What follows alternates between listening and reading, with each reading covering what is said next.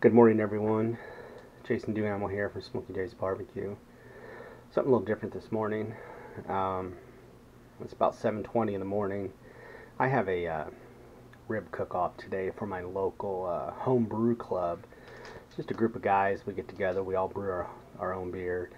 About 4 times a year we have little competitions, chili, ribs, some other things.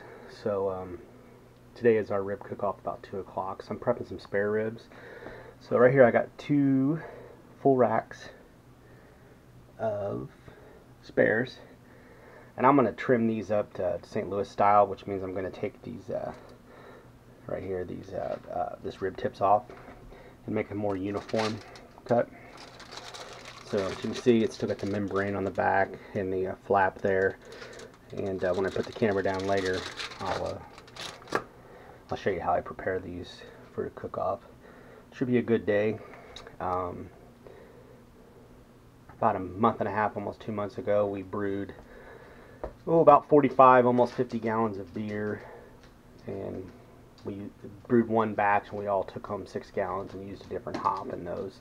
So we'll be doing that today. Also, we'll be tasting those beers to see the differences in the hops. So anybody's interested in the home brewing process, let me know in the comments below, and maybe I can do a video on that or discuss it with you. So we'll be back in a minute, and I'll start trimming up these spare ribs. Alright, so I got these 2 full racks of ribs here. I know the camera view is not real great, but I can't work and film at the same time. But one of the first things I like to do is flip these over. You got this flap of meat on the back. That needs to be trimmed off. See, it flaps up right here. One thing you need to do this is sharp knives. So just kind of lift that flap up, cut along. This one's not very big. It's just a flap of meat. And you can save these. I mean, a lot of times the trimmings I take off, I like to save and either vacuum seal, freeze, bag up, and use it in my, my stocks or my, if I make baked beans, put some rib meat in it. I'm also just going to trim up some of these pockets of fat here. Just get some of them off. And I'll do that on both racks of ribs. I'm right-handed, so I like to have it the correct way.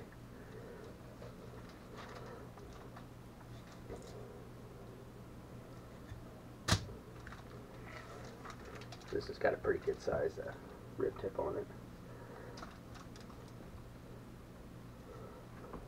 The things with when you buy ribs at Sam's or any other place when they're cryovac, it's tough to see the how good the actual rib looks, especially if you're in a competition. So these don't look too bad. Alright, now that we got these trimmed up, we're going to take this membrane off the back. No matter what anybody tells you or anybody says, this membrane has to come off. When it cooks, it shrinks, it gets hard, it's tough, and it also doesn't allow smoke to permeate the meat. The best way to do it is, this one's already started, if you take your knife and you just barely put it underneath that membrane and pry it up, and you get yourself a dry paper towel. This is really important. You just get a good hold of that. Start it nice and slow. Alright. Hold tight with paper towel. There it goes. Off in one piece. Discard your dirty paper towel. And do it on this rack also. New paper towel.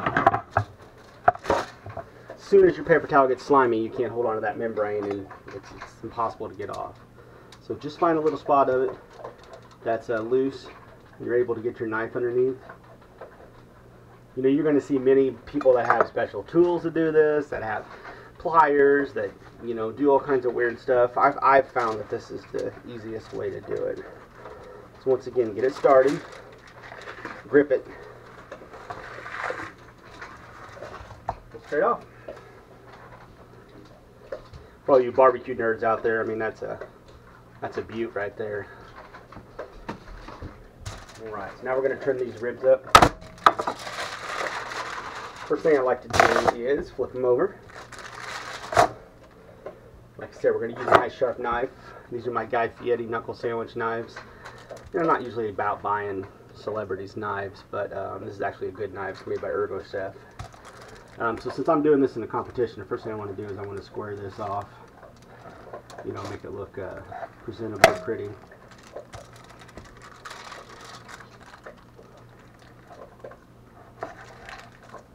Alright. It's a good cut of meat right here. Like I said, freeze that, save that, use it in your stocks, your stews, your baked beans. Now I'm going to go ahead and do the St. Louis style cut on these.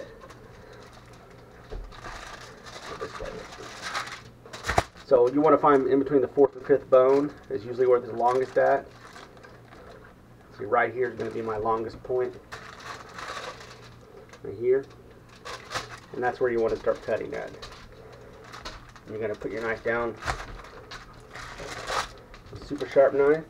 It's going to go straight back.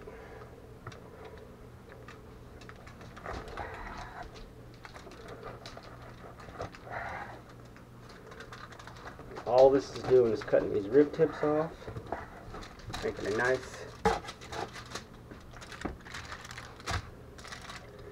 uniform cut.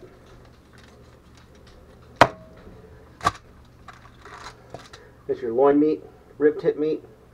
Going to use that. Probably smoke that too. I like to give it to my mom. My mom likes the rib tips.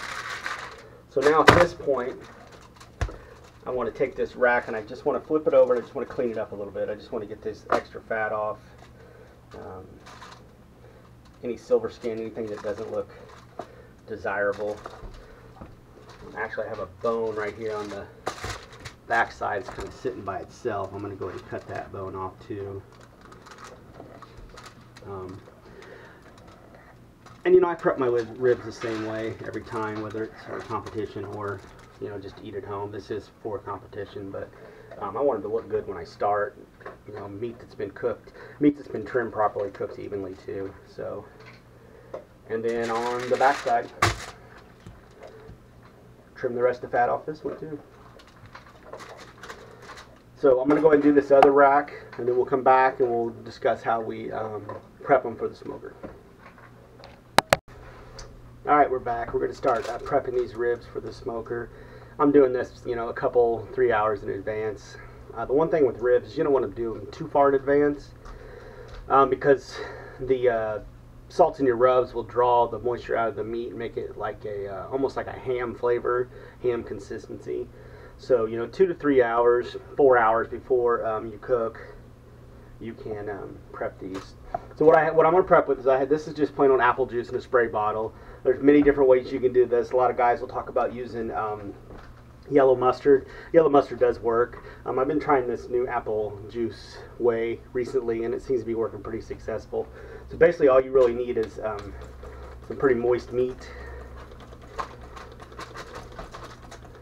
And I'm just spraying this down with apple juice. Of course, the apple juice got the sweetness in it, and also makes the meat moist. So I'm going to do 2 layers of flavor on this one. I have Traeger's barbecue rub, and this is a more of a little sweeter, saltier kind of, call it a heavier tasting rub. And then I'm going to go over the top with the Traeger sweet rub. Like I said, I don't promote Traeger at all, but I happen to have these rubs. I do make my own rub. I haven't made any up for this because I wanted to try these 2 on ribs. So we're going to do it this way. But I do make my own rub, and I encourage everybody to you know, try to make your own rubs. So nice light coat of the Traeger barbecue rub. And as you see, I'm seasoning from up high, gives a better spread coverage.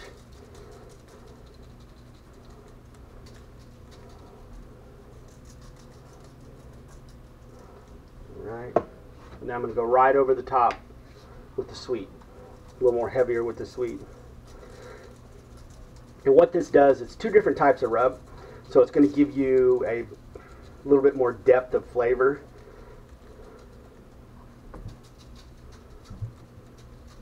You know, with a lot of times with competition barbecue, that they get, you know, one bite, and you want to make sure that one bite hits every you know, flavor combination.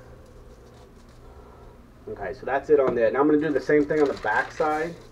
And roll these over, and I'll probably re-rub the front side.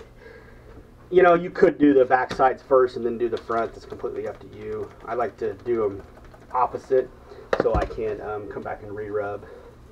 And I'm just real light on this side, just enough to get a little bit of flavor on the bottom, but not much. Flavor, but not much rub. Turn back over. Rub still looks pretty good on this side. We'll go through again real quick. Just got a little bit of this rub left, might as well use it up. Can't really rub them too much. I mean, it's pretty thick cuts of meat here. A little more sweet. And that's it on these. Let me get this camera off here and I'll show you what it looks like. Alright, so nice even coating, as you can see. So I'll let these sit for a little while, and then we will get started. I'll come back when I'm ready to put them on the smoker. Alright, welcome back everybody. You didn't see me put them on the Traeger, but I got it set about 250. Some nice smoke rolling right now. Take a look at them real quick. Looking pretty good. Got the rib tips on top there. One thing you want to do when smoking on this Traeger or smoking ribs is you want to keep them moist during cooking. So you even see them start to look dry. You want to give them a spray. And I'm just spraying them with apple juice. It's again the sweetness. Helps the flavor. It's also going to help that rub set down into the meat. We'll keep these moist while we're cooking. So my plan with these ribs is to cook them for 3 hours, just like this, in the smoke setting. And I'm going to wrap them in foil. I'm going to cook them an additional hour. And then at that point, I will unwrap them, sauce them, and then cook for about a half an hour. And then we'll slice and serve. So stay tuned. We'll be back in a couple hours when I'm ready to wrap them. Pretty good technique when I wrap. Show you how I do it. Alright, thanks for watching. See you soon.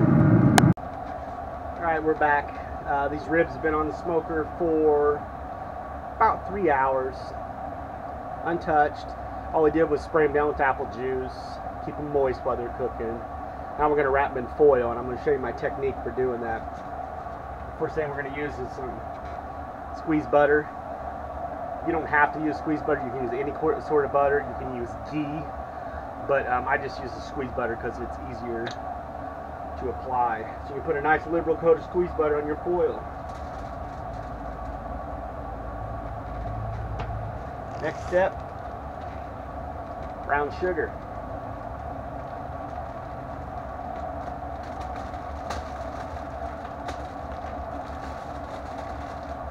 Be liberal.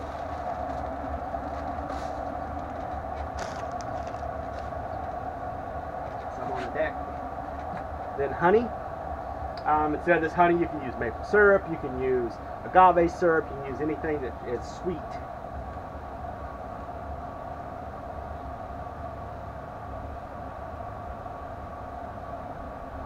Last thing I like to do is just a little bit of hot sauce to cut through that sweetness. This is Frank's Red Hot.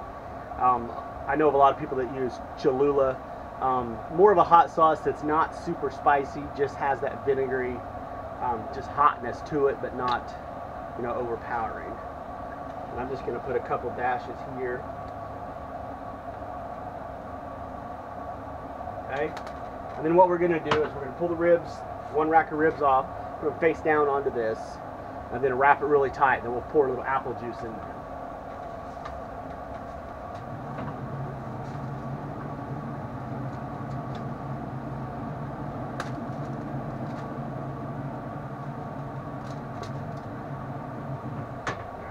face down. As we're doing this, obviously it's melting everything. This is a double layer of foil. We want to be able to get to these, get back into these again, so I like to crimp them like this.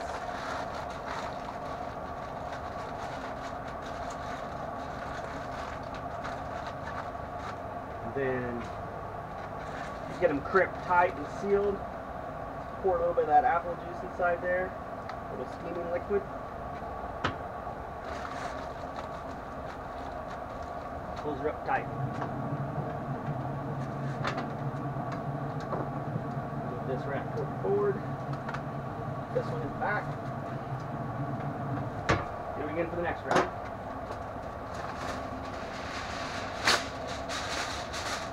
You can see, I don't know if you can see over here, I got this giant thing of foil over here. I go through, not a lot of them. If you get these big ones that stand, they'll last you a while.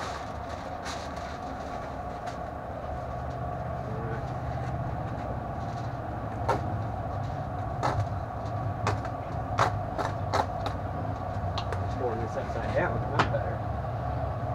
Under.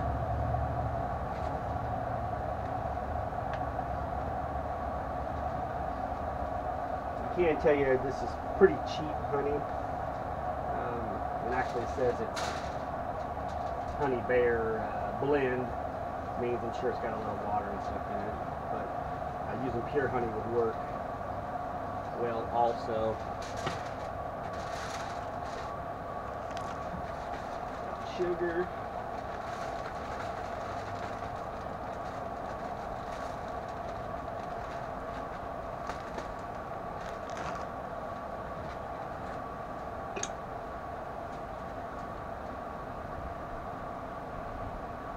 Hot sauce.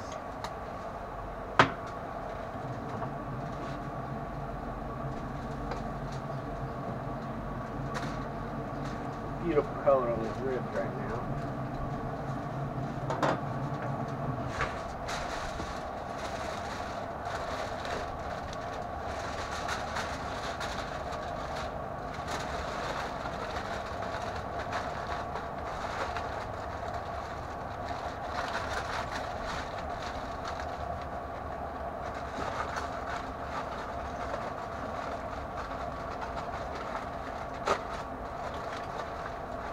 Pocket over here.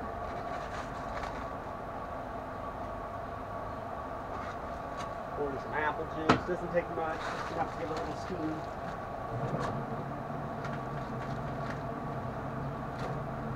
On. This is going to take. We're going to cook these for another hour. Then I'm going to open them up inside of a metal pan. Let all that juice come out.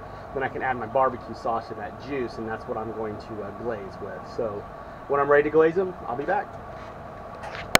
Alright, we're back. So what we're going to do now is we're going to pull these ribs. I'm going to drain the juice off of them, pick them out of the foil, and put them right on the grate, sauce them, let them get all nice and glazed.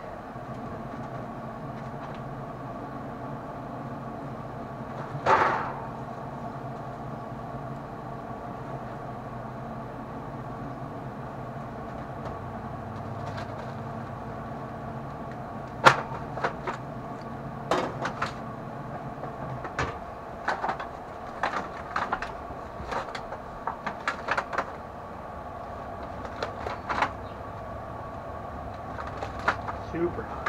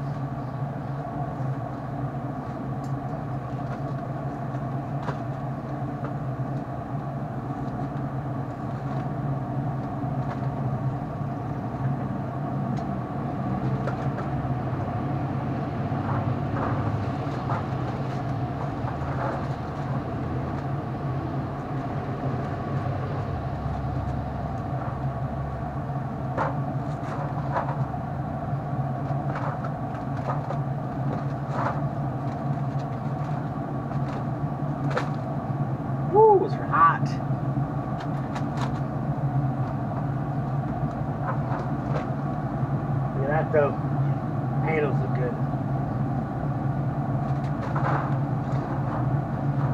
One thing you don't want to do when you're cooking with these juices inside the foil is you don't want to waste the juices. I'm going to close this lid right now. Bug in there. So I've got, this is a combination of two sauces. This is for my local barbecue joint. And then a Traeger Texas Spicy. So it's more of a sweet and spicy. And I'm going to put a little bit of this juice in there just to thin it out.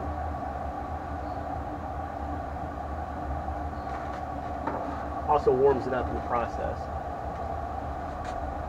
What I like to use a lot of the time is Traeger's apricot sauce and the Texas Spicy. When I'm competing, I use Blues Hog, and I use Famous Dave's Sweet and Zesty. It's the one in a purple bottle. Alright, so I'm going to move this out of the way.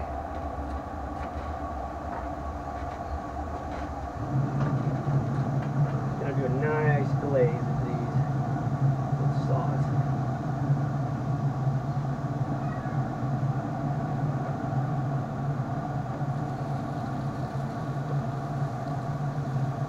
It's thin, so it spreads pretty well. It's not taking too much of that bark off that I created.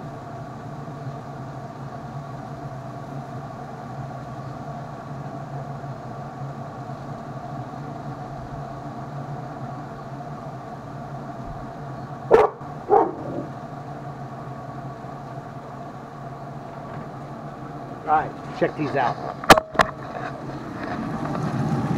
These look nice.